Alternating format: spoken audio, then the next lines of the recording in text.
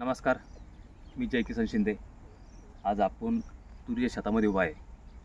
तर हे जर बघितलं तर याचं अंतर आहे 3.5 फूट आणि शास्त्रोक्त पद्धतीने जर शेती करायची ठरली तर आज शास्त्रज्ञ सांगतात की 1/6, 6/2, 7/2 हे परफेक्ट अंतर तुरीचं आहे।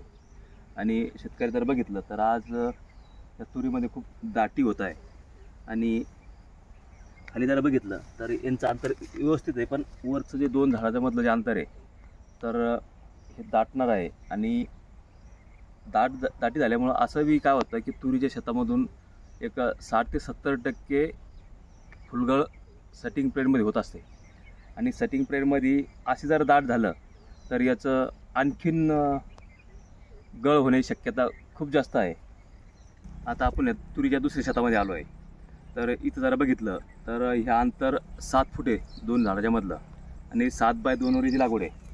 तर पहिले याची शेंडा खुडणी पण झालेली आहे। एक वेळा जर बघितलं आपण तर इथं शेंडा खुडलेला आहे आणि शेंडा खुडल्यामुळं बघा किती फळ फांदे लागलेला, प्रत्येक म्हणजे खूप असं फांद्या वाढलेल्या आहे। आणि हे जे अंतर आहे ज्यावेळेस सेटिंग होते तर सेटिंग पिरियडमध्ये हवा खेळती राहते अंतर जास्त असल्यामुळे आणि गळ खूप कमी होते। आणि अशा शेतामध्ये उत्पादन हे खूप जास्तीचं उत्पादन येतं आहे। आणि जास्त अंतर ठेवल्याचा त्याचा फायदा असा झाला की याच्यामध्ये आंतरपीक मूग घेतला होता। आणि आंतरपीक मूग हा असं पीक आहे शेतकऱ्याचं की सगळ्यात पहिले मार्केटला जाणारं पैसे देणारं पीक हे मूग आहे। या शेतामधून मूग पण निघून गेला। आता ह्यावर्षी पाणी पाऊस व्यवस्थित होता म्हणून मूग आला। आमच्याकडे तसं व्यवस्थित पाणी पाऊस नसतो, पण यावर्षी चांगला पाऊस असल्यामुळे मूग पण आला, मुगाचे पण पैसे झाले। आणि विक्रमी तूर ही आमच्या परिसरामध्ये ह्यावर्षी होणार आहे। तर बघितलं तर खूप छान अशी तूर आलेली आहे। ही तरी रान थोडंसं मीडियम आहे।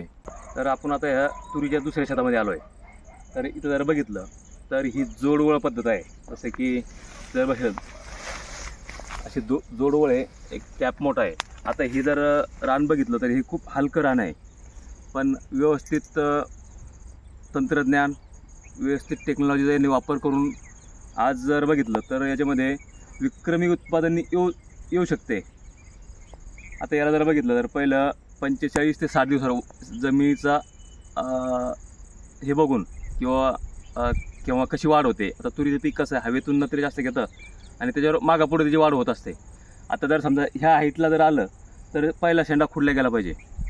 आता ह्या शेतामध्ये 2 वेळा शेंडे खुडणी झालेले आहे। आणि अशा पद्धतीने जर तुम्ही व्यवस्थित तंत्रज्ञानाचा वापर केला, शास्त्रज्ञांचं मार्गदर्शन जर घेतलं तर तुरीमध्ये सुद्धा विक्रमी उत्पादन हे येते।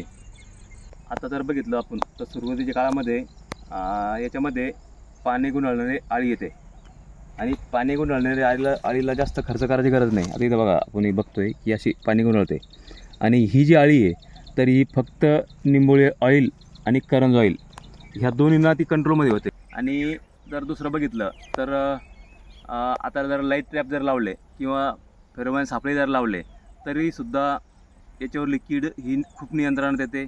आणि शिफारस केलेलेच औषध याच्यामध्ये वापरायचे, जेणेकरून आता ज्यावेळेस गुंडी लागणार आहे तर गुंडीच्या अवस्थेमध्ये साधे कीटकनाशक, ज्यावेळेस शेंगा छोट्या बारीक असतात त्यावेळेस वेगळे कीटकनाशक असे 2 वेळा जर फवारणी घेतली तरीसुद्धा तुरीचं उत्पादन हे चांगल्या प्रकारे येतं, कीड नियंत्रणात व्यवस्थित होते। जेणेकरून आपला खर्च कसा कमी करता येईल याच्याकडे शेतकऱ्यांनी लक्ष द्यावे।